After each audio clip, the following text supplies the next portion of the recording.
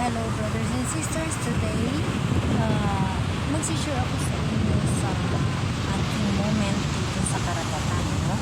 Alam niyo ba na ngayong araw nandito ako sa gilid ng baybayin at ayan, malakas ho yung alon. Ayan ho, malakas ang alon at ako lang ang nag-iisa dito kaya takot ako maligo.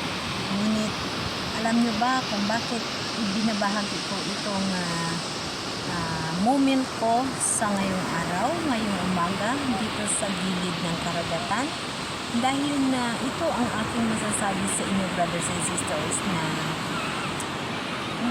ito lang ho yung ginagawa ko sa ngayon. Simula nung ako'y gumaling sa sakit ko,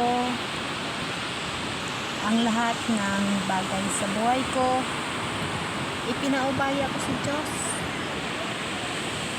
Lagi akong humingi sa Kanya na Siya magkontrol ng buhay ko. Sa panibagong buhay na ibinigay niya sa akin, sa kagalingan, sa pagbigay niya sa akin kung saan ako pupunta at sino mga taong tutulong sa akin para gumaling ako. Pati buong buhay ko ipinaubaya ko sa mahal ng Diyos. Kaya napakaganda ang buhay sa simula na ang mahal na Diyos ay kasama mo.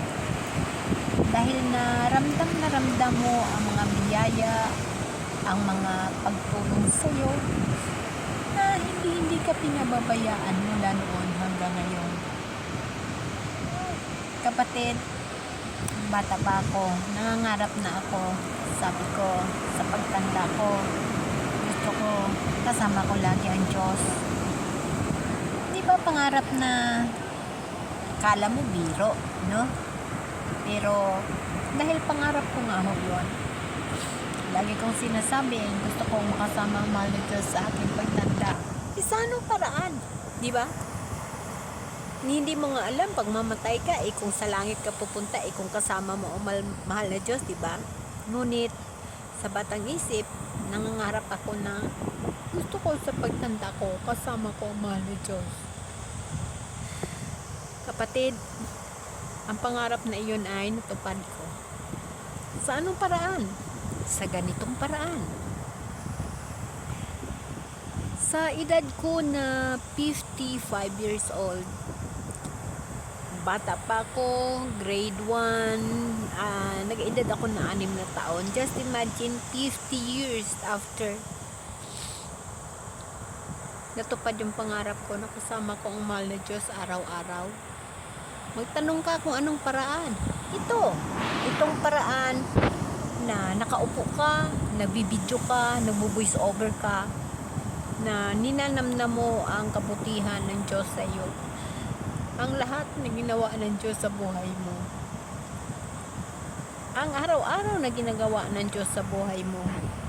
Kapatid, walang hirap po pagkasama mo ang Diyos sa buhay sa araw-araw na lahat. Isa ho yun sa ibinabahagi ko sa inyo, kapatid. Maniwala ka. Unahin mo lagi ang Diyos sa buhay. I-priority mo ang mahal na Diyos kahit ano pang mga problema, kahit ano pang nangyayari sa paligid, sa mundo mo, kasakit, kahirapan. Huwag kang sumuko. Huwag kang mag-complain. Huwag kang manumbat kahit kanino. Kahit alam mo pa naging agrabyado ka, kahit alam mo pa na pinagdamutan ka, kahit alam mo pa na hindi ka binigyan na mayroon naman. Huwag kang mag-complain. Huwag kang magreklamo. Hayaan mo yun. Sabatid, manalangin ka, humingi ka lang. Humingi ka lang sa mahal na Diyos. Kasi alam ng mahal na Diyos kung anong laman ng puso at isipan mo. Kaya nga tayo yung mata, dahil para makikita natin ang tama at mali. Ngayon, kung yun ay mali man sa pangtingin natin, itatama ho natin yan. Gagamitin natin ang ating puso upang tumama ang mali. Kahit sabihin natin mali man ang ginagawa ng kapwa natin sa atin, mali din ang ginagawa ng kung sino sa atin. Kung ano man ang mga pagkakamali na nangyayari sa buhay natin, na ibinigay ng kapwa natin, Itama ho natin yan sa pamaraan ng ating mga mata at puso. Huwag ho natin diliman ang ating mata at huwag natin pahintuin ang tibok ng puso natin sa pag-ibig. Kahit na mali, pag-ibig pa rin. Kagaya ni Jesus Christ. Napakaraming mali ng tao, napakaraming kasalanan, napakarami talaga. Ngunit ang mahal na Diyos, ang pag-ibig, ang kanyang pinaibabaw. No? Kaya kapatid, dapat mong tatandaan at dapat mo laging isipin na pagkasama mo mahal na Diyos sa buhay, napakaganda ang buhay. Ito ay isang reflection sa buhay ko. Ito ngayon na nandito ako sa karagatan dahil na hindi mo ito magagawa pag nagproblema ka ng pagkain mo, ng lahat na problemahin mo sa paligid mo, na wala kang ganito, pag wala kang trabaho, di ba? Ang problema ka Pero ako, hindi ho ako ng problema. Kaya dahil isinisuko ko na sa mahal na Diyos ang lahat, siya ho ang hiningian ko at siya ho ang priority ko. Uunahin ko mahal na Diyos sa ganitong paraan. Hindi niya ako pinababayaan dahil itong pinili ko. Pinili ko ang maging kasama siya araw-araw sa pamaraan ng pagbibidyo, pag-uunawa ng aking nababasa. Yun ang pinili ko. Yun ang pinili kong makasama ko siya araw-araw. Yun ang pangarap ko nung bata pa ako at ito ay natupad ko. Kaya pangarap ko araw-araw na makasama ang mahal na Diyos sa ganitong paraan. Uunahin natin siya. Dahil alam ng Diyos ang pangangailangan natin. Basta unahin lang natin ang mahal na Diyos. Kapatid, napakaganda ang buhay pagkasama ang mahal na Diyos. Hindi ka mo problema kung anong pangangailangan mo. Dahil alam ng Diyos kung anong kailangan mo. Inuna mo ang mahal na Diyos Di ba? Ako ay nag-iisang saksi sa kabutihan ng pamamahal ng Diyos mula noon hanggang ngayon. Kaya, inuuna ko lagi ang mahal ng Diyos. Alam ko na hindi niya ako pinababayaan mula noon hanggang ngayon. Kaya kulang ang salitang salamat at kulang ang serbisyo at hindi ko pa alam kung ano pang serbisyo na gagawin ko na matumbok ko, no? Na talagang sulit ang pagserbisyo ko sa mahal na Diyos. Diba? Parang something na pag mayroon kang utang na loob sa isang tao, diba, kailangan mo suklian yun. Diba? So, ang ginawa ng mahal na Diyos sa buhay ko ay napakaganda. Kaya ang aking sukli sa Kanya, ang pananalig ko at uunahin ko siya.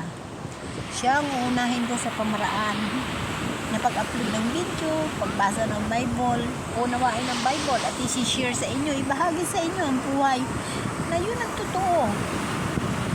Yun ang totoo. Darating ang araw, pag-judge ng ating mahal na Diyos. Lahat tayo, namatay man, buhay, karoon tayo ng judgment.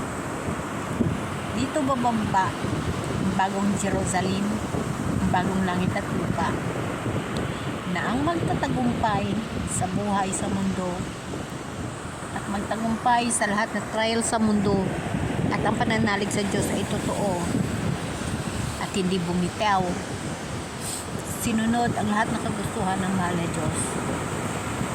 Siya ay magtatagumpay at siya ay makasama sa kaharian na bagong Jerusalem na ibaba ng mahal na Diyos. At ang mahal na Diyos ang ating kasama sa buhay. Kasama na natin siya. Yun ang buhay na walang hanggan. Ang pangalawang buhay.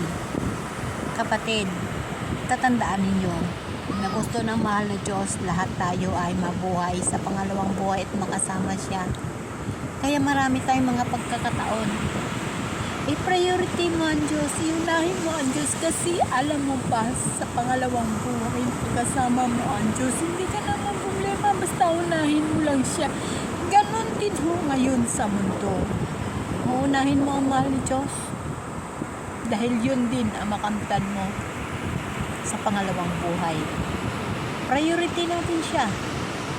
Magsimula ka ngayon, mag-ipon ka ng kayamanan palangit. Iipunin mo ang kayamanan palangit kasama siya.